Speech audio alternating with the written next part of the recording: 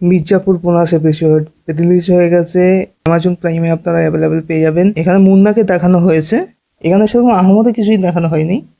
আবার পুরোটা ধাপ্পাও বলা চলে না, কারণ এখানে মুন্না ভাইয়া মির্জাপুর সিজন 3 কিছু ডিলেটেড সিন নিয়ে আলোচনা করেছেন এখানে, যেখানে পণ্ডিত ফ্যামিলিটাকে তুলে ধরা হয়েছে, যেখানে ডিম্পি তার দাদা গুড্ডুর বিরুদ্ধে চলে যায়।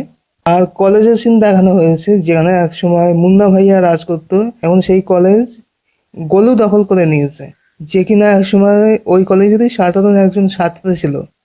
আর একটা সিনে অরিনাকে স্পেশালভাবে দেখানো হয়েছে, সিএম ম্যামের দলে যোগ দিয়েছে, আর কিভাবে খুব চালাকির সাথে প্রাক্তন সিএম জেপি যাদবের ব্যান্ড বাজিয়ে দিল, সেই ডিলেটেড সিনগুলো দেখানো হয়েছে। কিন্তু কালম ভাইয়াকে খুব চালাকির সাথে লুকিয়ে রাখা হয়েছে।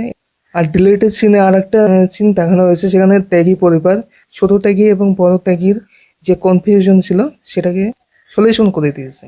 এই কথা উল্লেখ করে যে নিজের প্রেমিকার জীবন নেওয়া খুবই কষ্টকর। হলু আর ছোটার ত্যাগীর ব্যাপারটা নিয়ে সিজন 4-এও খুব গুরুত্বপূর্ণ একটা সিন আছে। আর একটা সিনে রাধিকাকে বই পড়তে পড়তে ড্রিঙ্ক করতে দেখা যায়। আর একটা সিনে ডিম্পি আর উকিলের কথোপকথন হয়, সেখানে উকিল বলে যে তোমার বাবাকে বাঁচাতে হলে তোমার বাবার মিথ্যা গাওয়া জোগাড় করতে হবে। তখন ডিম্পি বলে আমার বাবা কখনো মিথ্যা বলে না এবং কাউকে মিথ্যা বলতেও দেবে না।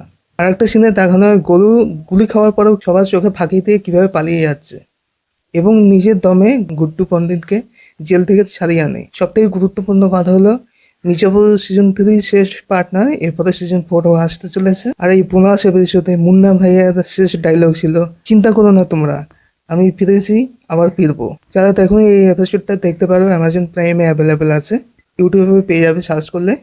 ধন্যবাদ, সবাই ভালো থেকো, আর আমার চ্যানেলটাকে সাবস্ক্রাইব করে পাশে থেকো।